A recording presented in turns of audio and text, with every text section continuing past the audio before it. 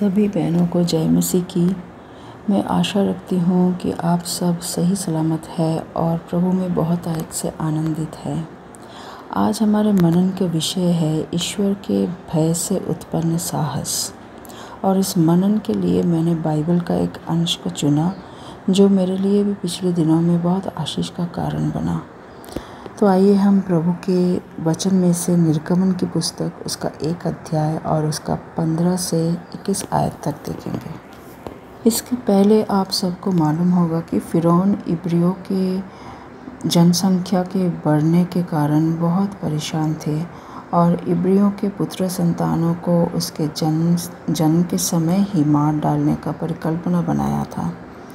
कोई बाइबल शिक्षक इस तरह से कहते हैं कि शायद ये 2 भाइयाँ इब्री नहीं थे परंतु मिस्री थे और फ़िरौन ने इन्हें इस्तेमाल किया उस इब्री पुत्र संतानों को मारने के लिए।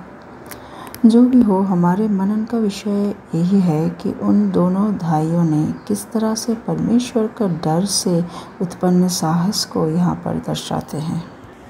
यहाँ पर हम देखते हैं कि ये दोनों भाई शायद फ़िरौन से और उसके सामर्थ से डरते थे परंतु वे परमेश्वर से अधिक डरते थे।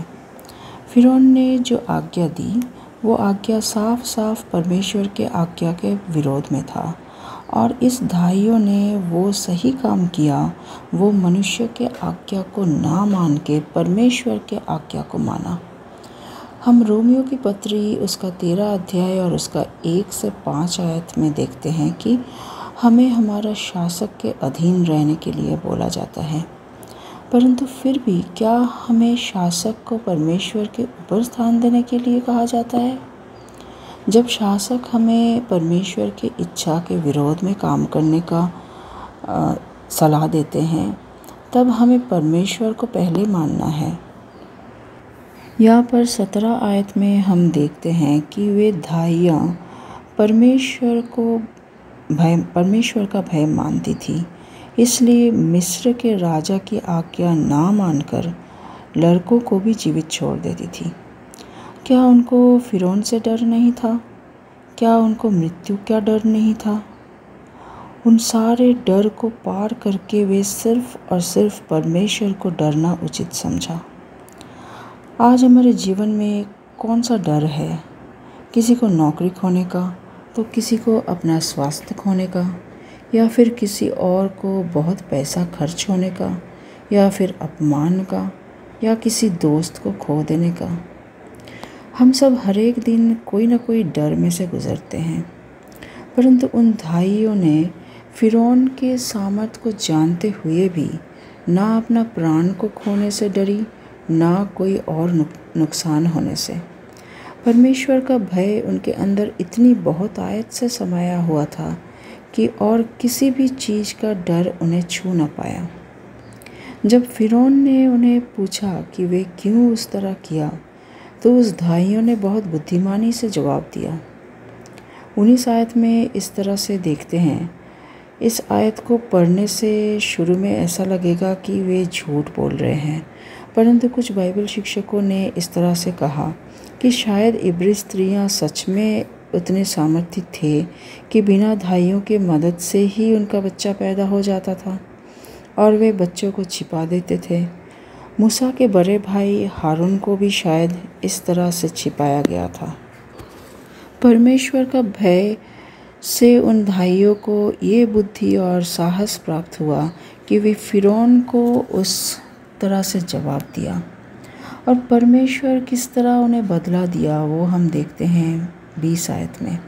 परमेश्वर ने उनके साथ भलाई की और 21वें पद में हम देखते हैं कि परमेश्वर उनका घर बसाया जो कि एक बहुमूल्य आशीष है और बहुत धन से भी बढ़कर है, जो उन साहसी स्त्रियों के लिए एक बहुत बड़ा विरासत छोड़ के गया। मैं एक उदाहरण आप लोगों के सामने लाना चाहती हूँ। अफ़गानिस्तान में इन दिनों में क्या हुआ आप सबको कुछ ना कुछ पता है।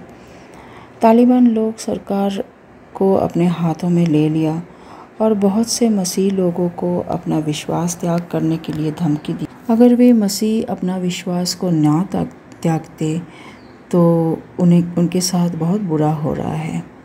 बहुत सारे मारे गए और भी बहुत अनर्थ उनके जीवन में हुए, क्योंकि वो प्रभु यीशु मसीह को अंत तक इनकार नहीं किया। हमारे देश में भी बहुत से मसीह विरोधी काम योजना बनाए जा रहे हैं। आने वाले दिनों में क्या होगा हम यकीन से नहीं कह सकते हैं, क्योंकि अंत के दिनों में हम जी रहे हैं, तो कुछ भी बुरा होने का संभावना है ही। अगर सरकार हमें इस तरह धमकी देते हैं कि यीशु मसीह को इनकार करो तो तुम जीवित रहोगे, तो क्या हम प्रभु को इनकार करेंगे? क्या हमारे लिए ये जीवन ही सर्वश्रेष्ठ है कि हमारा अनंत काल का वो स्वर्ग का जीवन मुख्य है? लूका की 12 अध्याय और उसके 4 और 5 में प्रभु हमें साफ कहते हैं किससे हमें डरना है और क्यों। और मत्ती के 24 उसका 13 में इस तरह पढ़ते हैं कि जो अंत तक धीरज धरे रहेगा उसी का उद्धार होगा। तो आइए प्रिय बहनें, आज हम अपने आप को जांच लें। क्या हमारे जीवन में ऐसा कुछ डर है जो परमेश्वर के डर से अधिक है, जो हमारे दिलों को एक अस्वाभाविक उलझन में फंसा कर रखना चाहता है? अगर ऐसा कुछ भी है तो हम प्रभु से कहें कि वे उस डर को हमारे हृदय से हटा लें और सिर्फ उनके डर में जीने के लिए मदद करें। आइए हम प्रार्थना करें। हे हमारे प्रेमी पिता, केवल आप ही भय योग्य हो। हाँ प्रभु, मनुष्य केवल हमारे शरीर को घात कर सकता है, परंतु आप हमारे आत्मा को भी घात कर सकते हो।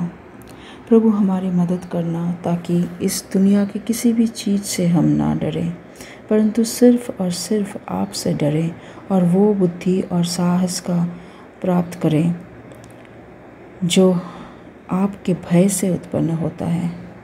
प्रभु यीशु मसीह के नाम से, आमीन।